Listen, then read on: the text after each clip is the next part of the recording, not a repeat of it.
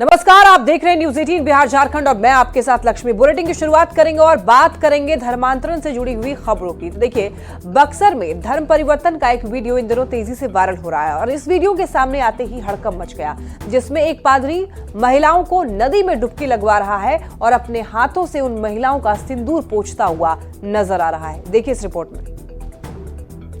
धर्म परिवर्तन का अधर्म खेल, कभी बीमारी ठीक करने के नाम पर तो कभी पैसों का लालच देकर, कभी डरा धमका कर।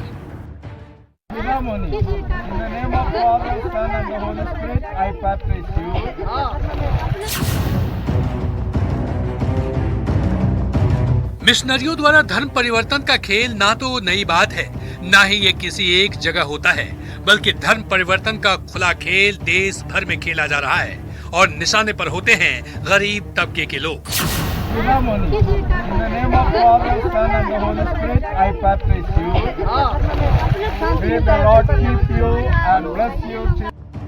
वो लोग जो किसी ना किसी बीमारी से ग्रसित होते हैं, जिन्हें तरह तरह का लालच देकर उनका धर्म परिवर्तन कराया जाता है। लोगों का ब्रेन वॉश कर धर्म परिवर्तन के इस खेल को खेलने वालों के निशाने पर हैं बिहार के लोग। इस तस्वीर को देखिए, जिसमें एक पादरी कुछ महिलाओं को नदी में डुबकी लगवा रहा है, उनके मांग पर लगा सिंदूर अपने हाथों से धो रहा है। ये सब खुलेआम हो रहा है। दर्जनों ग्रामीण इस पादरी के झांसे में आ गए हैं।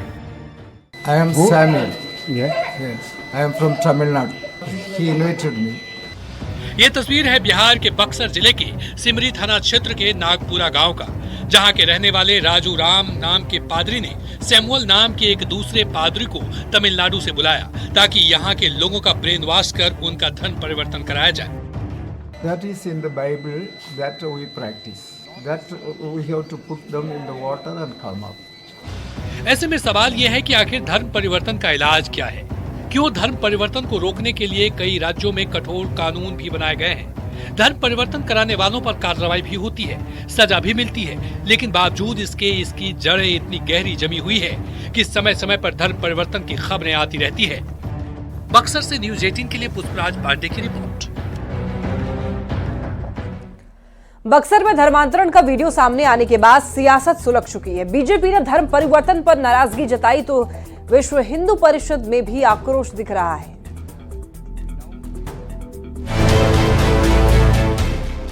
बक्सर में धर्म परिवर्तन का वीडियो इन दिनों तेजी से वायरल हो रहा है।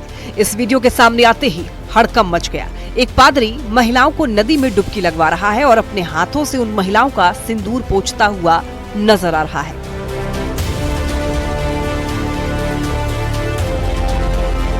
धर्मांतरण का वीडियो सामने आने के बाद बिहार की सियासत सुलग गई। बीजेपी के फायर ब्रांड नेता और केंद्रीय मंत्री गिरिराज सिंह ने पादरी को खोजकर कानून के मुताबिक दंडित करने की मांग की। गरीबों को प्रलोभन दे करके जिस ढंग से उनको धर्म परिवर्तन कराया जा रहा है, अब लगता है कि इसके लिए कड़ा कानून लाने की आवश्यकता है और सिमरी वाले केस में इस पादरी को खोजा जाए, कौन पादरी है, और इसको दंडित भी किया जाए। धर्मांतरण की वीडियो पर मंत्री नीरज कुमार बबलू ने नाराजगी जताई तो हिंदू विश्व परिषद ने भी नाराजगी जताई है। बीजेपी के पूर्व एमएलसी ने दावा किया है कि ईसाई मिशनरियों के धर्मांतरण का खेल बड़े पैमाने पर चल रहा है। बिहार में ईसाइयों की संख्या 4000% तक बढ़ी है। ये घटनाएं बढ़ गई है। निश्चित रूप से धर्मांतरण का जो ये रैकेट चल रहा है, कुछ लोग लगे हुए इस काम में, ये काफ़ी दुखद और चिंताजनक भी है। और हम समझते हैं ये जांच का विषय भी है कि लोगों को जिस तरह से बरगला करके धर्मांतरण कराया जा रहा है, इस पर कठोर कार्रवाई करने की आवश्यकता है। जो लोग इस मिशन में लगे हुए हैं उनकी गिरफ्तारी हो, कार्रवाई हो, ये हम भी मांग करते हैं। माँ गंगा की पवित्रता को भी ये जो निर्मल है, पावन है, उसको भी ध्वस्त करने की कोशिश कर रहे हैं। इस तरह से मैं हिंदू समाज से भी अपील करूंगा कि इन धर्मांतरणकारी गैंग से बचे रहें और इस तरह के पादरियों के विरुद्ध और इस तरह की षड्यंत्रों के विरुद्ध न सिर्फ समाज को जागना होगा, बल्कि शासन, प्रशासन और सरकार को भी इस बारे में कठोरतम कार्रवाई सुनिश्चित किया जाना बहुत जरूरी है। और लगातार सब जगह हो रहा है, जहाँ का आप पेपर में आ गया वो आ गया।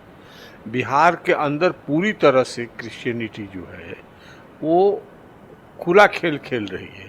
आपका बगल में यहाँ पर ढक दिया गया, ये सगुना मोड़ के पास, यहाँ कौन रहता है? चर्च खुल गया, ये चर्च क्यों खुल रहे हैं? यहाँ तो 4-4 हजार% का ग्रोथ चल रहा है क्रिश्चियनिटी का। इस पर नजर किसकी है? बक्सर में ईसाई संगठन ने बड़ी संख्या में ग्रामीणों को स्नान करवाया। इसके बाद सिर पर क्रॉस का निशान बनाया। ग्रामीण महिलाओं का सिंदूर हटाकर उन्हें लॉकेट पहनाया गया। धर्मांतरण का वीडियो सामने आने के बाद अब लोगों में काफी ज्यादा आक्रोश है, तो सियासत भी चरम पर है। न्यूज़ 18 के लिए बक्सर से पुष्पराज और पटना से शैलेंद्र कुमार की रिपोर्ट। सीएम नीतीश कुमार ने फिर दोहराया है कि हम एक थे, हम एक हैं और एक ही रहेंगे। उन्होंने कहा है कि बीच में हम लोग अलग चले गए थे, लेकिन अब साथ हैं और आगे भी साथ ही रहेंगे। नीतीश कुमार ने कहा कि पीएम नरेंद्र मोदी ने बिहार में भी काम किया है और हम जहां भी जाते हैं कुछ और काम करवा देते हैं।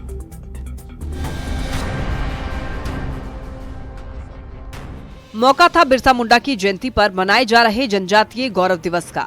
मंच पर थे प्रधानमंत्री नरेंद्र मोदी और केंद्र और राज्य सरकार के कई मंत्री। जब बिहार के सीएम नीतीश कुमार के बोलने की बारी आई तो उन्होंने भरे मंच से एक बार फिर कहा कि हम एक थे, हम एक हैं और एक ही रहेंगे। और मैं इतना ही पुनः कह देता हूं कि वो और हम लोग सब दिन के लिए इनके साथ रहेंगे। बीच में गलती हुआ, बीच में गलती कर दिया हम ही लोगों के यहाँ का कुछ लोग, हम लोगों ने तय कर दिया कि ये गलती नहीं, हम लोग तो शुरू में थे। नीतीश कुमार ने पीएम मोदी की जमकर तारीफ की। नीतीश कुमार ने कहा कि पीएम मोदी देश के लिए तो कर ही रहे हैं, बिहार के लिए भी बहुत कुछ कर रहे हैं। पूरे देश का भी काम कर रहे हैं और बिहार के लिए भी इन्होंने काफी कुछ किया है। अब जहां कहीं भी जाते हैं वहां पर कुछ न कुछ और करवा देते हैं। अब यहीं पर आए हैं अभी कुछ देर के लिए और यहीं पर इतना इन्होंने कर दिया। महज 2 दिन पहले की बात है, पीएम मोदी दरभंगा आए थे। तब सीएम नीतीश कुमार ने झुककर पीएम मोदी का अभिवादन किया तो विपक्ष के नेता तंज कसने लगे। एक बार फिर नीतीश कुमार ये कह रहे हैं कि हम एक थे, हम एक हैं और एक ही रहेंगे। बता दिया कि ये दोस्ती दमदार है और अब कभी टूटेगी नहीं। न्यूज़ 18 के लिए जमुई से आनंद अमृतराज और केसी कुंदन की रिपोर्ट। भगवान बिरसा मुंडा की 150वीं जयंती पर पीएम मोदी ने बिहार के जमुई में आयोजित जनजातीय गौरव दिवस कार्यक्रम में शामिल हुए, जहां उन्होंने आदिवासी समाज को एक साथ कई सौगात दिए।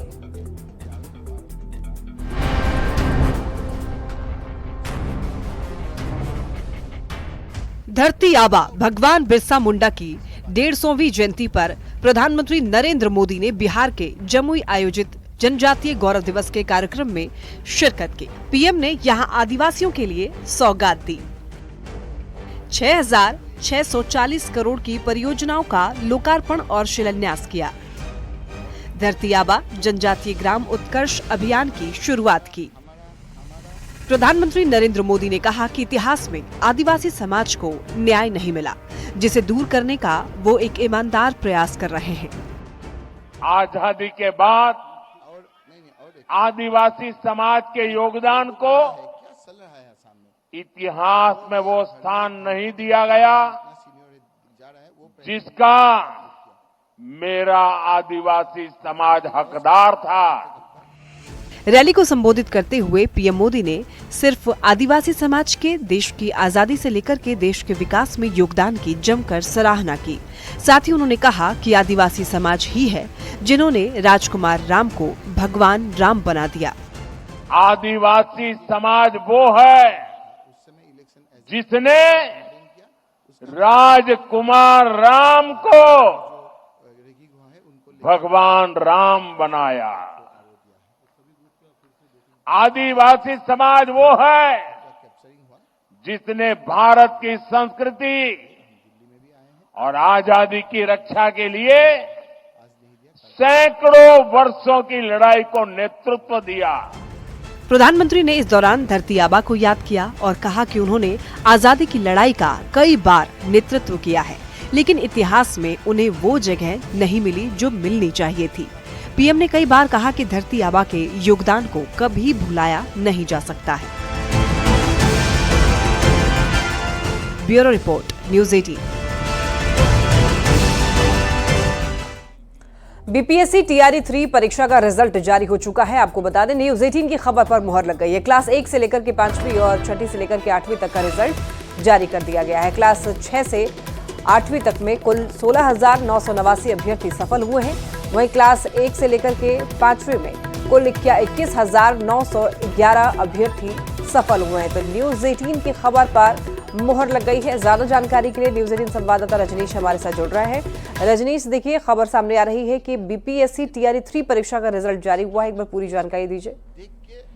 हाँ बिल्कुल, देखिए लगातार हम जानकारी दे रहे थे और न्यूज 18 पर यह भी बताया गया था कि 15 नवंबर को ही रिजल्ट जारी होगा। हमारी खबर पर मुहर लगी है और बता दें आपको कि क्लास 1 to 5 और 6 to 8 यानी पीआरटी के साथ साथ 6 to 8 का रिजल्ट जारी कर दिया गया है।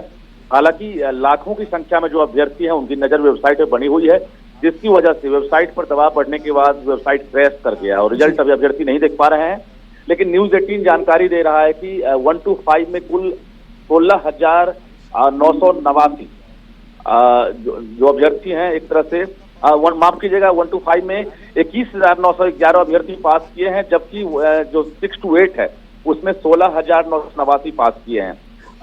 जुलाई में इम्तिहान लिया गया था, जिसके बाद लगातार रिजल्ट का इंतजार किया जा रहा है और 6 to 8 में कुल 6 विषय हैं, जिसमें गणित और विज्ञान में 5560 अभ्यर्थी सफलता हासिल किए हैं, जबकि सामाजिक विज्ञान में 3789। इसी प्रकार से हिंदी, अंग्रेजी और संस्कृत में भी अच्छे मार्क्स से अभ्यर्थियों ने इस तरह से पास किया है। और 1 to 5 में अगर बात करेंगे सामान्य जो जनरल विषय है उसमें एक तरह से कहा जाए तो 18,641 अभ्यर्थियों ने सफलता हासिल की है। हालांकि इस बार बीपीएससी जो है पोस्टिंग नहीं कर रहा है, यानी जिले का आवंटन बीपीएससी नहीं कर रहा है। इस बार शिक्षा विभाग को सीधा बीपीएससी रिजल्ट शीट भेजने वाला है, जिसके बाद बीपीएससी के रिजल्ट शीट के आधार पर शिक्षा विभाग जो है जिले को आवंटित करेगा। उसके बाद जो है अभ्यर्थियों की काउंसलिंग होगी और फिर उसके बाद नए स्कूलों में उनकी पोस्टिंग होगी। लक्ष्मी, ठीक है, बहुत धन्यवाद आपका इन तमाम जानकारियों के लिए रजनीश।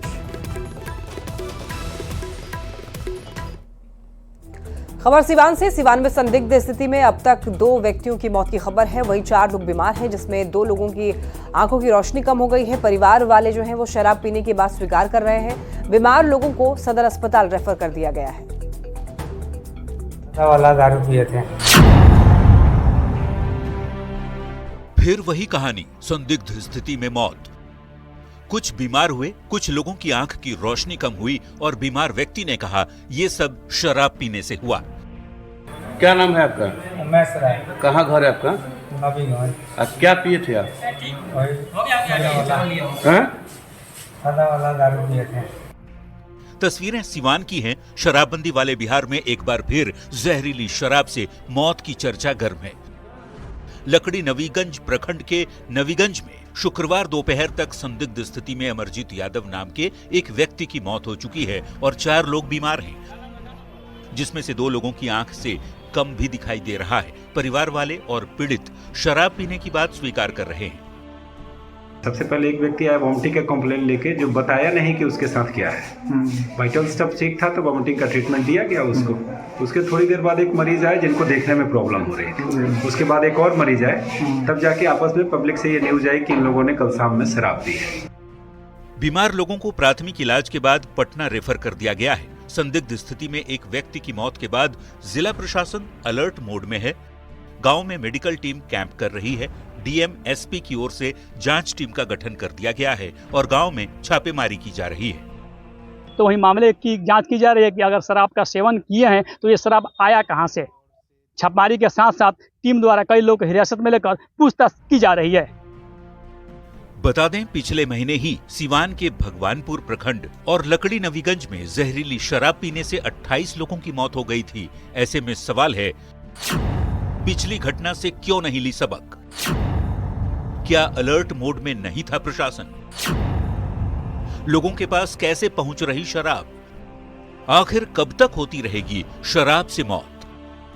न्यूज 18 के लिए सिवान से मृत्युंजय सिंह की रिपोर्ट। सिवान में संदिग्ध स्थिति में एक व्यक्ति की मौत हो गई और 4 लोग बीमार हैं। इसके बाद फिर से बिहार में शराब को लेकर के सियासत गर्मा गई। आरजेडी ने नीतीश सरकार पर शराब माफिया को शह देने का आरोप लगाया। शराबबंदी पर आरजेडी के हमले के बाद एनडीए की ओर से भी पलटवार किया गया है। बात को कर रहे हैं हमारे नेता तेजस्वी जी, लगातार बार बार कह रहे हैं और जहां भी छापा पड़ता है, जहां भी पकड़ाता है लोग, तो जनता दलियों के लोग, सत्ताधारी दल के लोग, क्या शराब की बड़ी खेपे पकड़ी जाती है, अधिकारियों को ट्रांसफर कर दिया जाता है। इस शराबबंदी सत्ता का एक पैरलर इकोनॉमी है और इस पैसे से सरकार चुनाव और उपचुनाव में खेल करती है पैसे का। तो मैं शुरू से ही बातों को जोड़ दे करके, हमारे नेता भी कर रहे हैं, हम लोग भी कर रहे हैं, अब तो उच्चतम उच्च न्यायालय का आया है, ये बात तो सरकार के कानों को तो जानी चाहिए। तेजस्वी यादव जब सत्ता में होते हैं तो उनको शराबबंदी का प्रभाव और असर नहीं दिखता है। सत्ता से बाहर होते ही राष्ट्रीय जनता दल और तेजस्वी यादव को शराबबंदी में बुराई दिखने लगता है, क्योंकि राष्ट्रीय जनता दल के सहयोगी और उनके साथ रहने वाले लोग शराब में और शराब माफियाओं का सहयोग देने में अक्सर पाए जाते हैं, लेकिन कभी उस पर सवाल खड़ा नहीं करते हैं। आरजेडी का मतलब ही है वो पार्टी जो माफियाओं को प्रश्रय देती है, चाहे वो शराब माफिया हो या खनन माफिया हो या दूसरे अपराधी छवि के लोग हों। भाई आप ऐसी बात कर रहे हैं, और अभी झारखंड में जिस व्यक्ति के लिए पूरा लालू परिवार एड़ी चोटी किए हुए है, वो व्यक्ति कौन है? कौन है? सुभाष यादव। राष्ट्रीय जनता दल का मतलब माफियाओं की पार्टी। पटना के आसरा गृह में 3 बच्चियों की मौत के बाद प्रशासन एक्शन में है। बच्चियों की मौत की जांच रिपोर्ट सामने आई है, वो चौंकाने वाली है। रिपोर्ट में खुलासा हुआ है कि आसरा गृह में बेहद ही घटिया खाना बच्चियों को दिया जा रहा था। खाने के मसाले में जहरीले पदार्थ की मिलावट के खुलासे के बाद हर कोई हैरान है।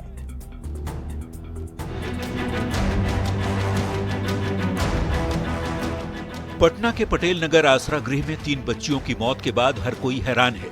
लड़कियों की मौत के बाद सरकारी महकमे एक्शन में है। अब आसरा गृह में बच्चियों की मौत मामले में जांच रिपोर्ट भी आ गई है। इस रिपोर्ट में खाने के सामान में गड़बड़ी का खुलासा हुआ है। बताया जाता है कि आसरा गृह में परोसे जाने वाला भोजन बेहद ही घटिया खाद्य सामग्री से बनाया जा रहा था। हल्दी में केमिकल वाला धीमा जहर बच्चियों को दिया जा रहा था। रिपोर्ट की माने तो धनिया और हल्दी पाउडर में जहरीले पदार्थ मिले हैं। हल्दी पाउडर में लेड क्रोमेट और अप्राकृतिक रंग मिला हुआ था, जबकि धनिया पाउडर की क्वालिटी भी बेहद खराब थी। इसी मसाले को खाकर बच्चियां पहले बीमार पड़ी और मौत के मुंह में समा गई। मसाले में जहरीला पदार्थ मिलने के बाद सामान की सप्लाई करने वाले मेसर्स श्री दीपू एंटरप्राइजेस के प्रोपराइटर के खिलाफ एफआईआर दर्ज कर लिया गया है। जांच कराई गई थी और उसमें पाया गया कि एक तो जो खाद्य सामग्री थी उसमें थोड़ी गड़बड़ी थी। जैसे जो हल्दी थी वो खाने के योग्य नहीं थी। जांच रिपोर्ट आई है, सैंपल लेकर के जांच के लिए भेजा गया था। और धनिया जो थी वो भी सब स्टैंडर्ड पाई गई, गुणवत्ता उसकी ठीक नहीं थी। तो जो सप्लायर थे उनके विरुद्ध प्राथमिकी दर्ज की गई है और उनको ब्लैकलिस्ट करने के लिए कार्रवाई की जा रही है विभाग के। घटिया खाना खाने के बाद आसरा गृह की 13 बच्चियां बीमार पड़ी थीं, जिनमें से 3 बच्चियों की इलाज के दौरान पीएमसीएच में मौत हो गई। बड़ा सवाल है कि आसरा गृह में मौत का मसाला सप्लाई कैसे हो रहा था। विभाग और अधिकारियों को इस बात का पता कैसे नहीं लगा। जो एजेंसी मसाला सप्लाई कर रही थी उस पर एक्शन क्यों नहीं लिया गया। आखिर 3 बच्चियों को मौत के मुंह में धकेलने का जिम्मेदार कौन है। जांच में ये भी पता लगा है कि आसरा गृह में गंदगी पसरी हुई है, शौचालय भी ठीक से साफ नहीं है। आसरा में घुटन जैसा माहौल है। न्यूज़ 18 के लिए पटना से संजय कुमार की रिपोर्ट।